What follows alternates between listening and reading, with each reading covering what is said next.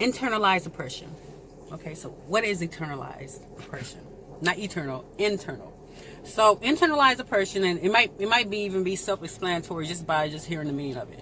But internalized oppression is when a group of marginalized people who have been oppressed, discriminated against, or just viewed as a whole in a negative stereotype. When those group of people start affirming those negative beliefs that their oppressors have, made them to believe, or taught them to believe. So, internalized oppression, it's something that is very active in many different communities, from generations back. We see it all the time, and sometimes we don't realize it. And the thing about internalized oppression is that when the person or a group of people have been affected or impacted by it, they most of the time do not realize it, because the way it works is that it affects you subconsciously. And I'll give some examples about that. Like, when I was younger, right? My mother always told me, ever since I think I was like, as far as I can remember, when I was maybe 7 or 8, she always told me that I had big feet. And I had, big toes. So when she would buy, shoes for my sisters and I, she always bought me the shoes that were like 2 sizes bigger. So I was walking around wearing shoes that were 2 sizes bigger. I remember one time she had bought some slippers for me, and she bought us all slippers. They were like, I think these Winnie the Pooh slippers. They were cute. They had the Winnie the Pooh on it. And she bought me a size 12. And around that time, I think I wore a size like 6. And how old was I? I was, I think, maybe 10 or 11. No, I was like, maybe like 11 or 12. Yeah, she bought me a size 12 shoe. And I understand, because I walk around here with these big slippers on. And, and it looked funny on my feet because it was obviously way too big. And I don't know why she did it. I did talk to her about that after I got older. But from being taught that I had big feet and big toes, I was really insecure about my feet. Like, I did not wear sandals as I was growing up, and as I was becoming like an adult, I didn't wear sandals for a long time because I had this belief that I had big, ugly toes and feet.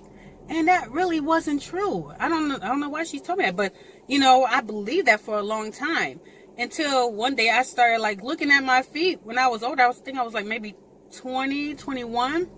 Look at my toes, like, there's nothing wrong with my toes and my feet. Like, I wear a size 7.5, and that's not really big. So, what I had to do, I had to start like rejecting that negative belief about myself, and start embracing like myself and, my feet and my toes. Now, I'm not gonna lie, I do have a big toe, but, I don't have big feet and they're not ugly. So I had to like turn around that belief and really start believing the truth about myself, So that's an example of internalized oppression. The only difference with that example that I use is that with internalized oppression, it's usually, it can be used individually, but it's usually used against a group of people, like a group of marginalized, oppressed people. And we can refer this to how oppression and internalized oppression has affected and impacted the Black community. And we could think of so many examples of how it has. And before this end of this video, I would like some of you viewers to put down some examples in the comment section of internalized oppression, how it has affected groups of people, or how it has affected our group, our people, our Black community. So I'll give some examples, some examples that we hear all the time, like skin tone, right? Like how we've been taught since Black people were enslaved that darker skin was ugly. Darker skin, coarser, curly hair was ugly. It was not attractive, and people that did have darker skin that were enslaved and that had thicker hair and whatnot, they were treated differently than people that were of lighter skin tone. They were treated differently.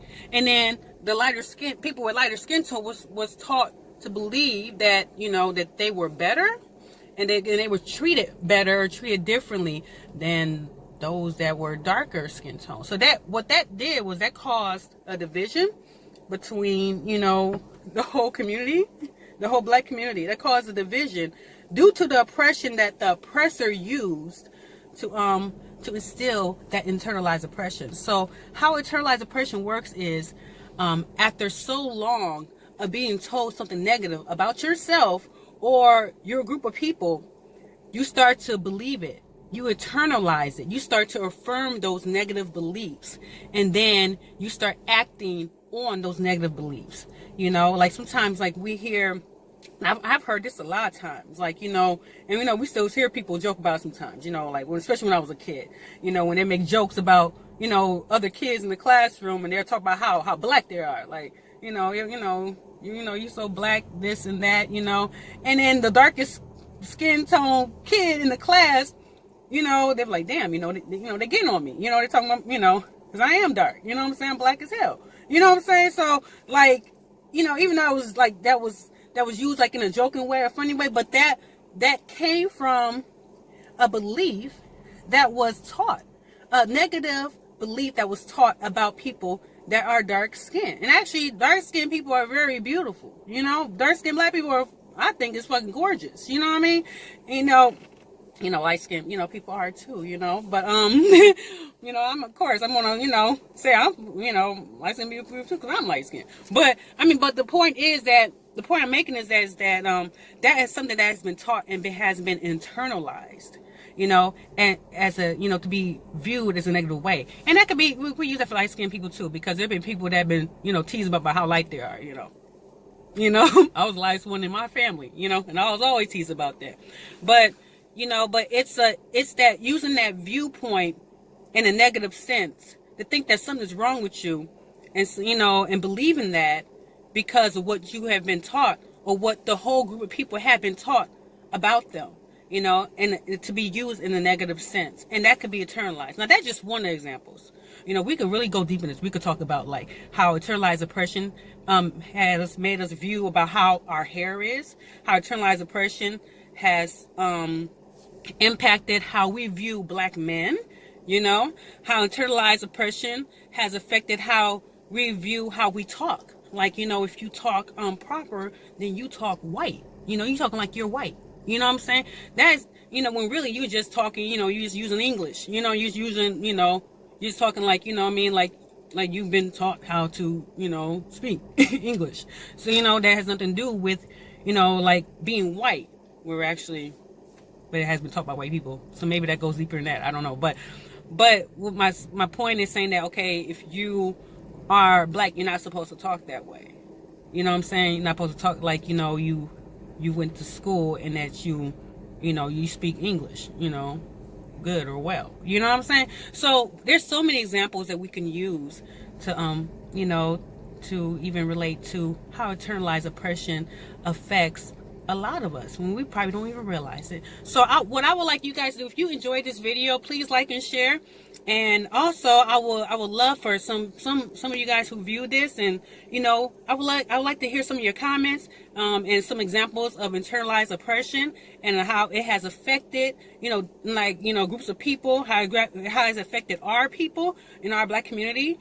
And you know, because discussions like this need to be had. It needs to be done. Discussions like this, because when it's not talked about and when it's not addressed, it just continue to be ignored like it don't exist, and we can't let that happen. So thank you so much for watching, and hope you enjoyed it. And like I said, please like and share, please comment below. Thank you, and have a good day.